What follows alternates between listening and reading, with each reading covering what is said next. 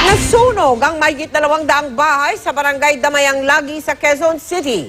Dagdag pahirap pa sa mga bumbero ang mahinang presyon ng tubig. Kaya halos 200 truck ng bumbero ang rumesponde. Nakatutok doon live si Mariz Umali. Mariz?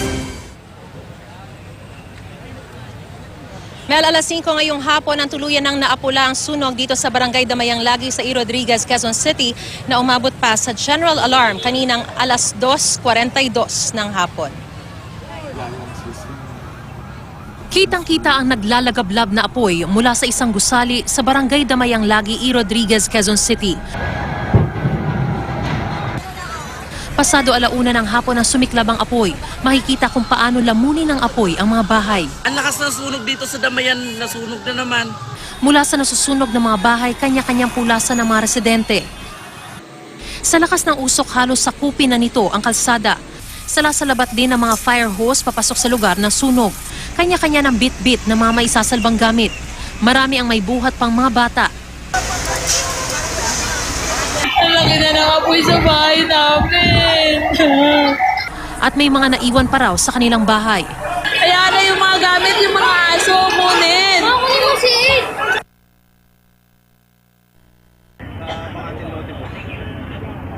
Mula sa himpapawid, makikita kung gaano kalawak ang apoy.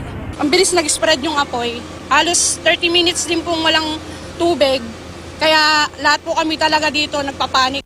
Labis din ang pag-aalala ni Rita Kayanan nang malamang nasusunog na ang kanilang bahay. Naiwan kasi sa tahanan ng anak niyang bulag at di pa nakakapagsalita na si Ana Ria. Kinabahan na ako. Naalala ko na ito. Kung ano mangyari dito. Paano siya na-rescue? Sa kapatid niya at sunog talaga. Wala na salba. Base sa investigasyon ng Bureau of Fire Protection, nagsimula ang sunog sa ikatlong palapag ng isang tahanan. Dahil sa dikit-dikit ang mga bahay at gawa sa light materials, ay mabilis na kumalat ang apoy. At sa loob ng mahigit isang oras ay naitaas na sa general alarm ang sunog. Kaya sumugod na ang mga bombero at fire volunteers sa buong Metro Manila.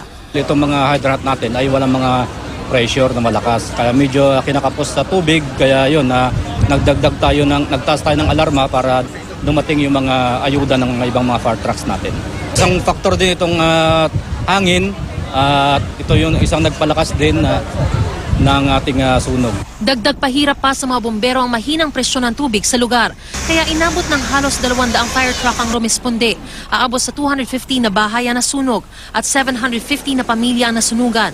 Aabot sa 2.5 million pesos ang kabuoang pinsala. Hanggang sa ngayon ay hindi pa raw matukoy ang sanhi ng sunog. Mel, ayon sa Quezon City Disaster Risk Reduction and Management Office, ay nag-set up na ng temporary shelter sa may La Florilla Street para doon tumuloy yung mga nasunugan. Sa ngayon ay binuksan na ang ilang lanes dito sa E. Rodriguez para sa mga sasakyan, pero abiso lang po sa mga motorista, talagang matindi pa ang daloy ng trapiko dito sa E. Rodriguez. Mel? Maraming salamat sa iyo, Mariz Umali.